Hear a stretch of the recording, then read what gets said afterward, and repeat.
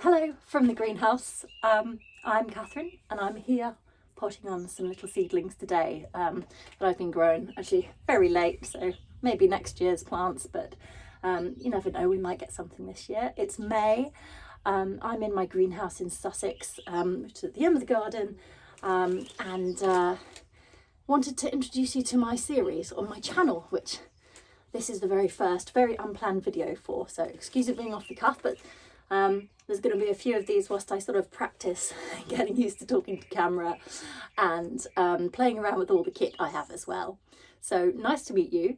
I am former radio producer, documentary maker, but I'm a nature lover.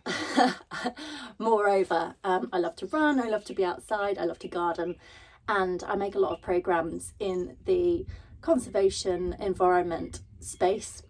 In fact, I have a podcast production company, and the main of what we do is working with charities and amazing organisations that are doing such incredible work. And that might be in science and research, in that kind of sphere, or it might be in policy making, but the clients we work with every day are really inspiring. The only thing is that when the show ends and the edit's done, that's what you've got. You've got your kind of, half-hour podcast or whatever. And I want more. And I always want to have a longer conversation, and that often is a longer conversation that I have when I'm interviewing people. And I just thought, you know what, why does that have to be packaged into something short form, when I'm sure there are people like me who want to hear more and want to hear the full conversation. So that's kind of what I'm going to be doing on this channel, alongside a bit of what's going on in my garden. So this is called Nature of Us. Welcome.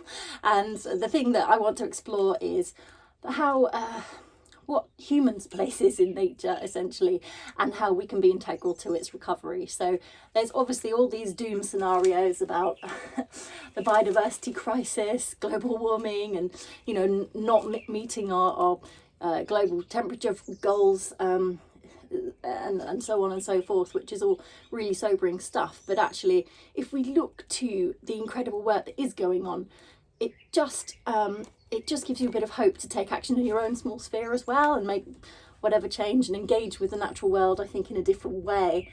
And if we can all live a little more hopefully, then cumulatively, hopefully that means we can, as a generation, make a big legacy. And, I'm a mum, I have a toddler, I think about the world he's inheriting from us. And if you look at the news, I don't like what I'm seeing. So I think we all need some sense of agency, and to feel like we are making an impact in our world in some small way. And the easiest way to do that is to be out in nature, often getting your hands dirty in the mud, in my case, or your feet if you're running. I love to do that too when I have time. But if you can plant a tree, if you can plant something that will flower next year or in 10 years, and be here beyond you, it's pretty incredible. And so another thing I want to do is explore some of these legacies that we've been left by people in the past, and that allow us to enjoy nature today. And I'm not just talking plants, although I love plants. I love gardens, but it's I think the thing that's most exciting is the way people are connecting with wild spaces and hybrid spaces as well, where people live and connect with nature, perhaps in cities and urban environments.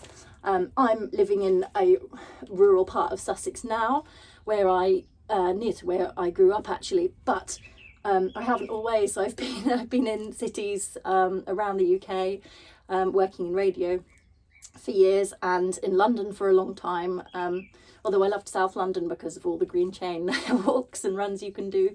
But slight tangent there. I don't know where I was going with that, but urban environments essentially. I've come down from London today. I was in Angel for the podcast show, and actually I just kind of had enough of it.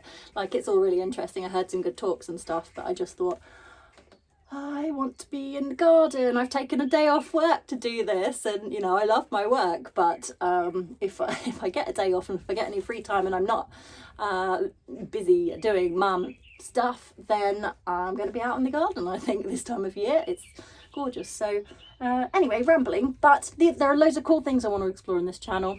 and I'm going to be interviewing some absolutely fascinating people. I'm also going to be bringing you updates from this greenhouse, but possibly somewhere more exciting. Like, the weather's really crazy today.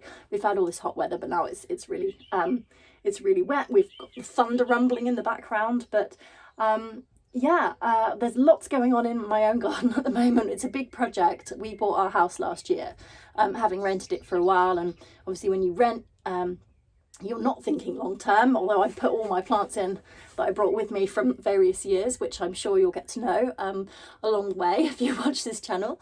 But we've got some big projects planned, so I'm just kind of experimenting myself, and I want to apply some of these principles I'm learning about gardening for wildlife and rewilding parts, and making different spaces work for different kinds of plants, and even playing around with more climate resilient plants.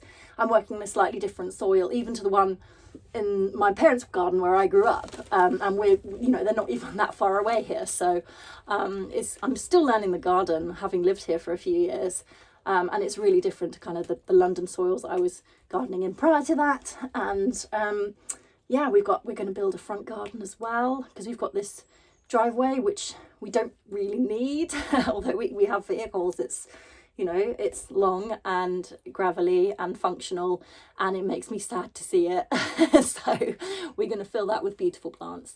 So anyway, there's lots of fun things to come, and hopefully you'll come with me on the journey, and hopefully you will enjoy meeting the people that I'm going to be talking to. I'm going to be talking to people in parks and gardens, in research institutions, thunder, but also people from community projects and who are working with wild spaces and that kind of thing as well.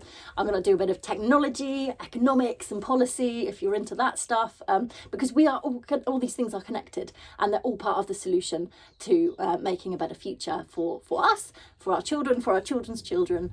Anyway, thanks for joining me on the journey. I hope we'll have fun together along the way. Best get back to my lupins now, and my sad rudbeckia and salvia here. There we go. There's some climate resilient planting for you. It's not liking it very much, but thanks a lot. See you soon. Right, that's as much potting on as I'm going to do this afternoon, because I have to go and pick up the little one. But the lupins now have a bit more room to grow, and hopefully we'll find some happy homes with friends and family, if not in our garden this summer. And the salvia, just a bit happier there already, I think, because it's just a bit drier for them. And Rudbeckia, I'll get to them next week. They seem kind of happy right now. Also, I've completely run out of space, so there we go, and pots.